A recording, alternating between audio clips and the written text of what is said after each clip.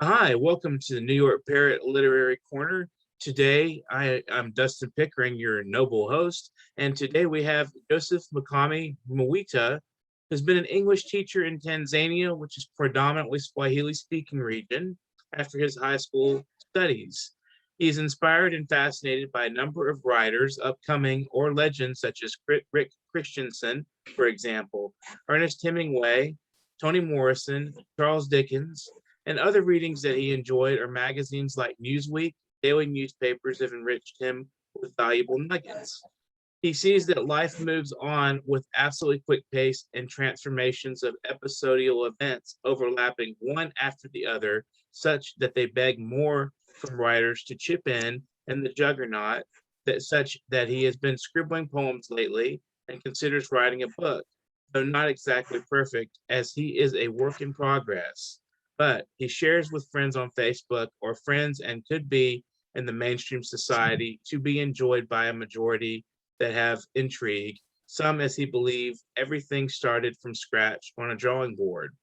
Joseph is still a lone ranger at 4 decades, but has lately contemplated to seal the knot soon and lives in Tanzania's business capital, Dar es Salaam, home to the highest mountain in Africa, Kilimanjaro. Thanks for joining us today, Joseph. How are you? I'm all right, sir. How are you over there? I'm doing good. I think we lost you on the video. I'm not seeing Sorry? you. I can't see you anymore. Your video is lost. On the There you go. So we'll get started with the interview, and glad to meet you. It's wonderful to see your face and so you get an idea of who you are. So what exactly does literature mean to you? All right. You see, literature means it's about everyday life. Mm-hmm. See how we interact with each other, how we talk to each other, how we respond to things, and the outcome. Mm-hmm. So thereafter, see the outcome, how the outcome impacts to the people, to the individual, and how they react to the outcome. Then that translate what it's all about. See, literature is everyday life. That's, to me, that's what literature is all about. It's about mundane, everyday affairs that affects humankind. So literature to me, yeah, that's what I can be able to say briefly, what literature is all about. But it's a wide range of facets. Yeah. So who are your favorite writers and what appeals to you about them? My favorite writers? Yes. Well, all right, I have some few. I ain't got many of them. And my favorite writers are, I have some few African writers, and some Western writers. So like, for example, Hemingway. See, Hemingway was a World War II journalist. Used to work with the Colin magazine. So was taken to Europe to cover the war that was going over there. So I like the way he was a journalist, but he was like kind of in a combat zone, being trying to, at the same time, he had a gun, but he was a journalist, and he was acting like he's a journalist, and he was an infantry man. So he was trying at the same time to combat the enemy. So, well, see, what appeals to me about Hemingway was the fact that he was very combative, and he was a family man. So he was trying to combine the whole thing. See, he was a patriotic guy. He was a family man. He was a writer. So he was trying to peace there. See this his nation, his family, and he had a lot of challenge over there. Mm-hmm. A lot of challenges. So it's in the end, well, he had the same problems that affect humankind. Like he had family problems. He had differences with fellow writers. Mm-hmm. So, well, so what appeals me about him was the fact that he was a man. He had challenges. He was divorced. Mm-hmm. At one time, he had physical problems, like he was important. So that brought problems into his family. So see, such things, I can be able to relate with them over here. Mm-hmm. We have similar challenges that affect. So what that means is that all of us, so that brings me to what literature is all about. Literature is about it's universal. You see what affects mankind all over. It could be discrimination, it could be racial differences, tribal differences, xenophobia, nationalism.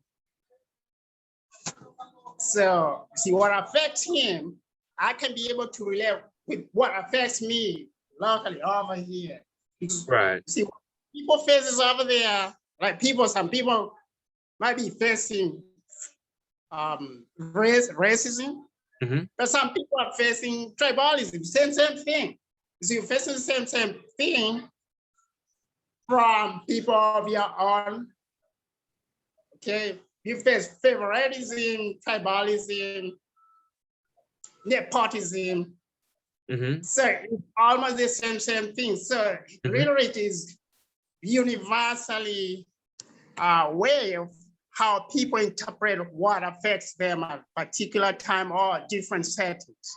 That's what I can be able to say. Yeah. Interesting. I think that's a good perspective. You know, it's true that literature often confronts the daily life, you know, of the individual, and it appeals to the general public in a way that, you know, because we all face very similar problems in society, and there's a lot of the same issues all across the board, you know, all over in different countries.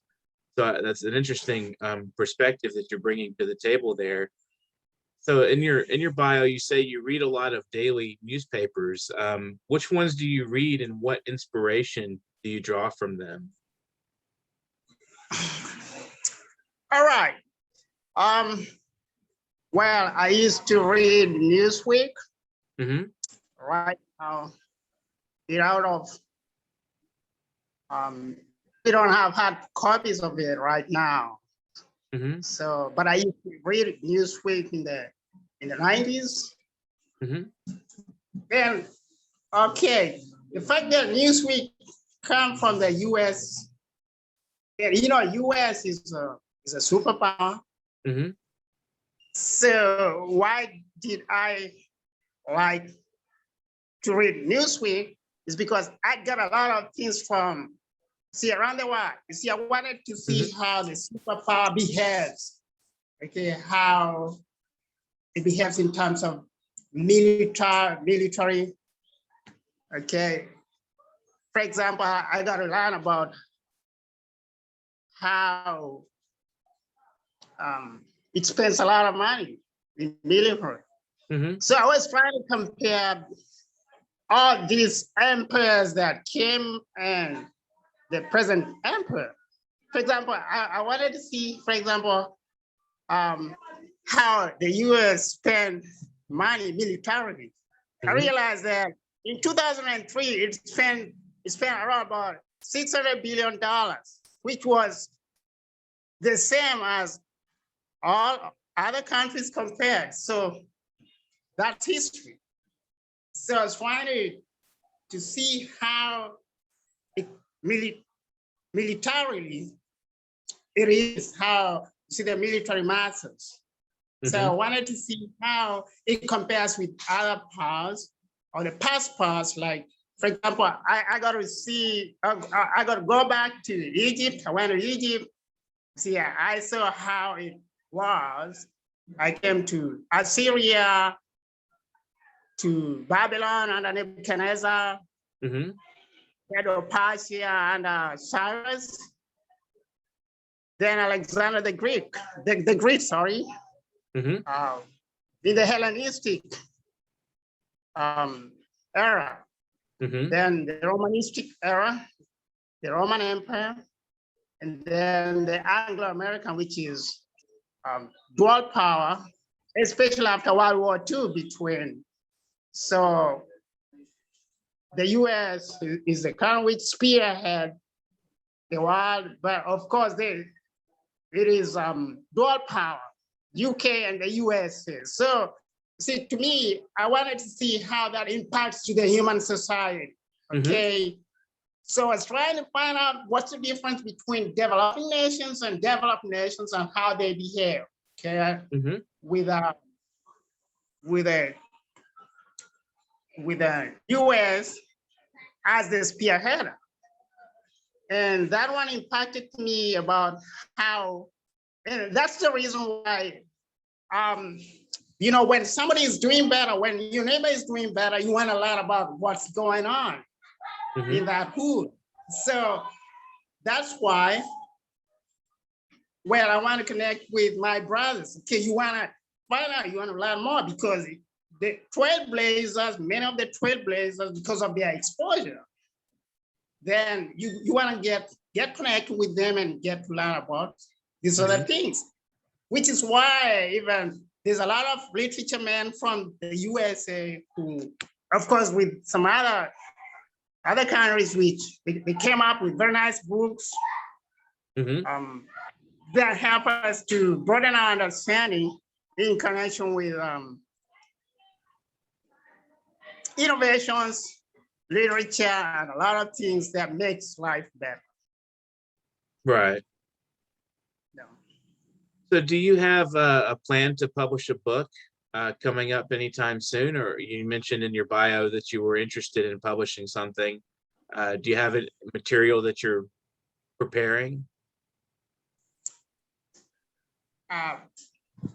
Of course, yes. I do have, you see, I have, you see, everybody's a package of his own. So I believe everybody, including yourself, has a lot of things you can be able to share with people around you. And well, I have that in my mind that I have a lot of things that I want to share with people. So, like I said in my bio, yes, like I can be able, and in fact, I've been trying to scribble here and there, because I've been experiencing a lot of things, tribalism. I've been experiencing, I've been internally displaced because of tribalism, nationalism.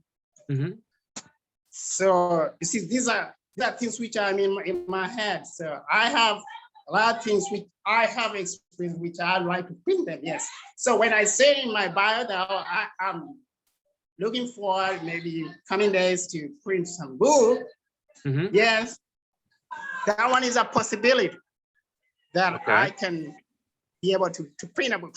You see, the only challenge is, like I said, you see, my setting is not such that I can be able to do that right now. A lot of challenges. It's about money, it's about who to boost you up. It's not a quick fix thing. Okay, so that's why I cannot be able to promise right now that you guys can be able to read my book right now. Right. Oh, there are a lot of challenges, and a lot of in the United States. I mean, a lot of people have challenges too. So it's all over. You know, it's like it's hard to get a book out and find a good publisher that will work with you. It can be difficult sometimes. All right. Yeah, sure. So, would you like to share a poem or two with us? A poem? Yeah. All right, let me try to see, but well, maybe you can be able to hear my voice, but I'm not sure if you can be able to see me if I do that. That's fine. That's fine. And then you can come back on after you're through reading it. So let me try, and then if you don't see my face, then maybe you tell me. Okay. Okay. So we have Joseph Mukami Mwita today, and he's on New York Parrot Literary Corner. He's going to read us a poem.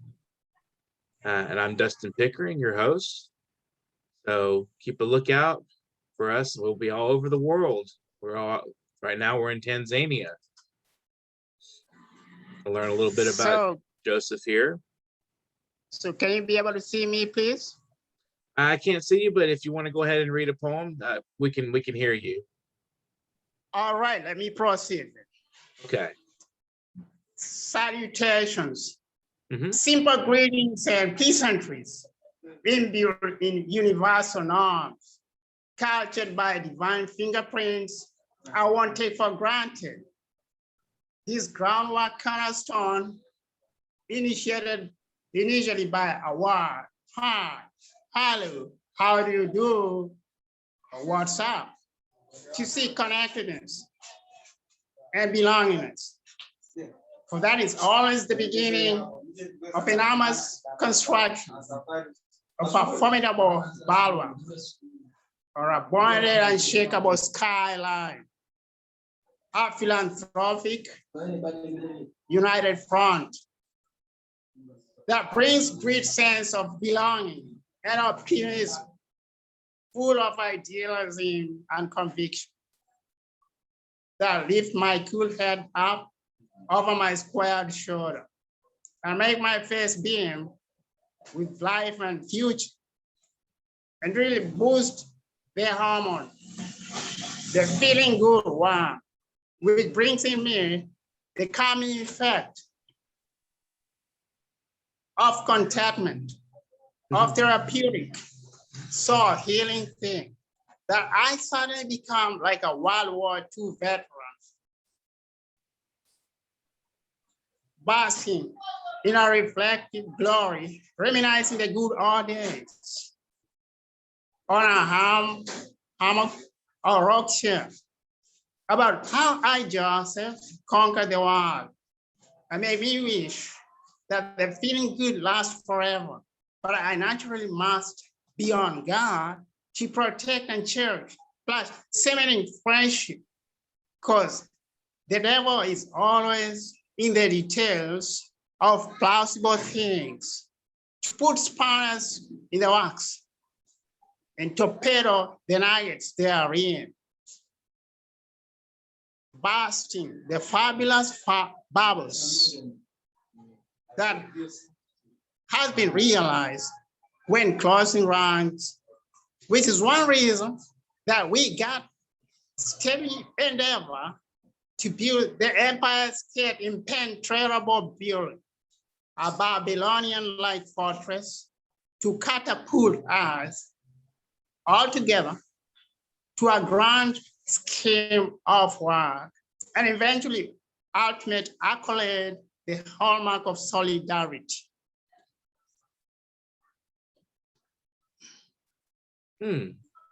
Excellent. I love use a lot of history, in that poem. That was an excellent poem. Thank you for sharing that. I appreciate it. My pleasure. So what is daily life like in Tanzania, and what do you guys do in your spare time there? All right, it's not very much. You see, individuals vary from an individual. We have a lot of people who, businessmen, others are working class, white collar jobs. Others are just casual workers. There's not much competition. Well, Tanzania is about, there's relative peace. There's not much a lot of tribalism actually to compare to neighboring countries. So I've never experienced a lot of was there's relative peace. People are united with Swahili. Okay. Right? Said they didn't go for, see, the official language is English, national language is Swahili. So see, Swahili unites people. So people don't try to copy or try to, we have some other people in neighboring countries who take a little bit of Western language plus the national language and try to, so this usually bring classes of people. But so the one thing that unites Tanzanian people is language. That's number one, language, which is Swahili, which many people say that Swahili usually unites people. So that's it's a very nice thing about in that connection. Okay, the only drawback is, see, a lot of people speak Swahili because you find it in government offices, virtually all institutions, in parliament, newspapers, media. So they speak Swahili. So the only problem is a lot of people have kind of obsessed with their language in such a way that they cannot be able to interact easily with people from other countries. Yeah, that's a challenge a little bit. It's a drawback. Right. So what kind of activities do you? I'm sorry. And sorry. I was asking what do you do like when you're not writing or when you're not reading? What other things do you do?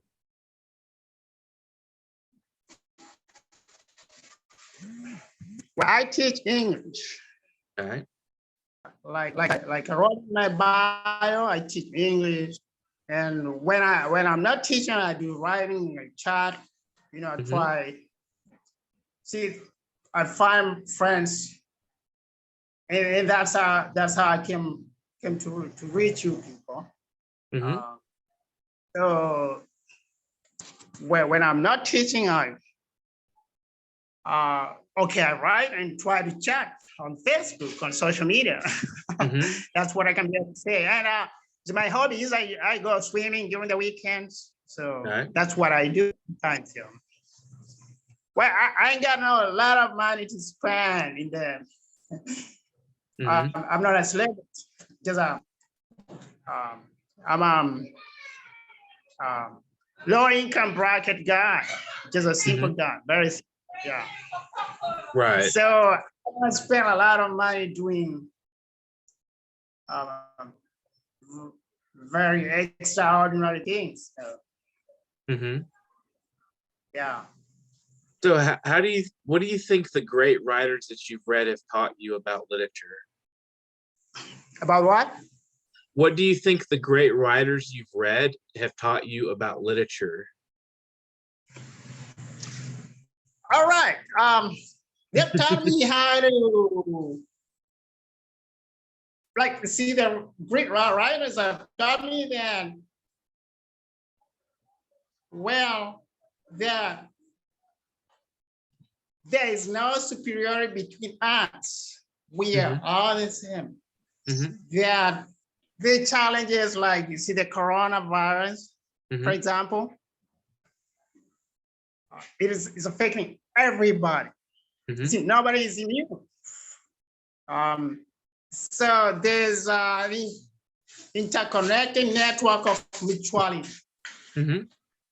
There's no superiority between you and myself or some other guys in the hood. So, because see, like I said before, Hemingway, he died. He committed suicide. So he committed suicide. Why did he, such a renowned writer, a legend, had a Nobel Prize? Why did he have to commit suicide? Okay. So that tells me that, like I said, and again, I can be able to say again and again, that all of us face common enemy. So we are supposed to combine our forces to confront the common enemy that we find around us. It could be poverty, it could be sickness, like in the case of COVID, for example. So we are supposed to join hands to try to make the world a better place. That's all about literature. Right. Because what goes round comes round because of the domino effect. So I'm supposed to be my brother's keeper.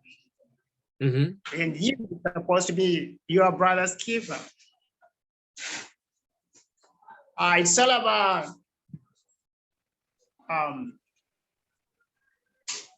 living together in peace. Literature is about, it's about knowledge to get to understand what's in the best interest of your neighbor and how you can be able to approach him and assist him when it's possible. It's all about that. So try to, like, for example, literature. You see, literature is about learning about language. See, language is number one also, because whether it's Swahili from my country or English, lingua franca, so use it to try to send a message that you are a man of peace. That you don't have ill mood, that you understand human nature. That you understand human nature in such a way that it's about morality. It's about good behavior. Be good. What about being good? Yeah. Right. Absolutely. It helps. I think reading a lot helps people develop a kind of skill sets that, you know, like communication and learning, like, as you say, peace between people. You know, you learn, the more you learn about different cultures and places, the more you're more apt to associate with people broadly speaking. And I think that's definitely a positive aspect to literature, is culture behind it, as you said. So you have a curious question. Can you speak Swahili for us? Why not? Sure. Okay, I just want to tell you that there's some words that English stole from Swahili, for example. Okay. Safari, you know, have you ever heard about safari? It has a Swahili etymological connection. Okay. Safari means journey. Okay, so safari means journey. It's a Swahili word. So that's number one. Habari means how are you? Hujambo means how are you? Habari yako means how are you?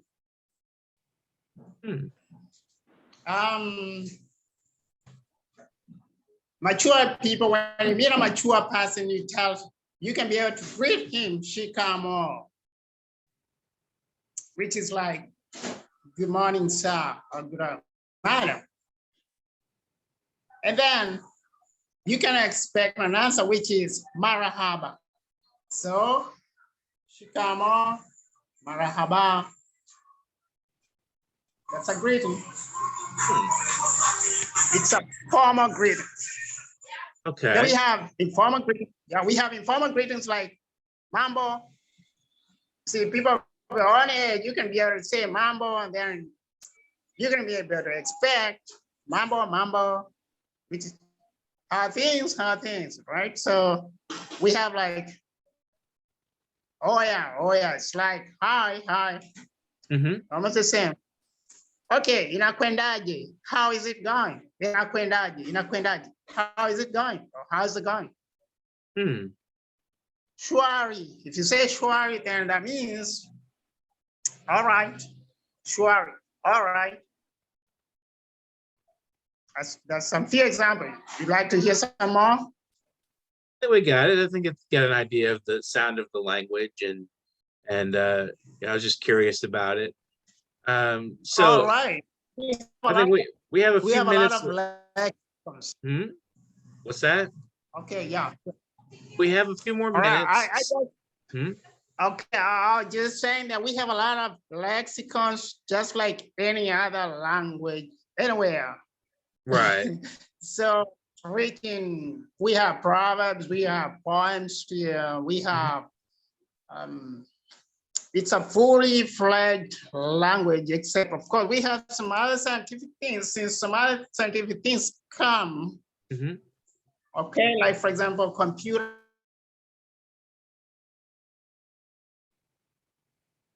We lost you there. Maybe it's a network issue. I'll give it a couple minutes. You're watching the New York Parrot Literary Corner. I'm Dustin Pickering. Today we have Joseph Mukami Mwita. He is read some of his poetry, and we were speaking to him a little bit about Swahili. Hopefully he'll come back on. If he doesn't in a couple of minutes, we'll be fine. I'll just close the show. If you want to donate, then we've got paypal.me/nyparrot, paypal.me/nyparrot, and that link will be on our YouTube. And we lost Joseph. Okay, so that's quite all right. Thank you, Joseph, for joining us today. When you see the YouTube video, you'll see me at the end here talking about your wonderful observations about literature and morality and history and the military in the United States and how humongous it is and all the sort of things we talked about. And thank you for sharing your language with us, your native language, Swahili, as well as discussing a little bit about Swahili culture and the various problems we face as a humankind that we all face. That every country has some similar issues, and how we can share in that interconnectedness. Anyway, this has been the New York Parrot Literary Corner, and I'm Dustin Pickering, your noble host. And you can come join us again tomorrow. We want 1 million subscribers. We're looking for 1 million subscribers. You can be one of those subscribers, and I hope you will be. Push that button, subscribe, and you will be one of our 1 million subscribers. When we reach that point, you will not doubt us ever again. I promise you. So thank you very much for joining us. To our viewers, keep writing, keep reading. Do not stop. Do not let anything stop you. We're living in some difficult times, which a lot of the world is still facing many problems that we've overcome here in the United States. But tomorrow, you never know where we'll be.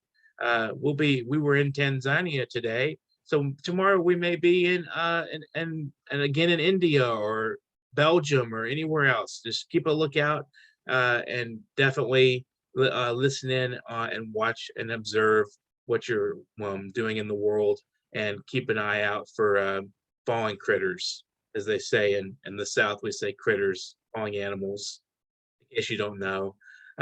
Thank you very much for joining us, Joseph, again. And good night, everyone. Have a good afternoon, and be blessed.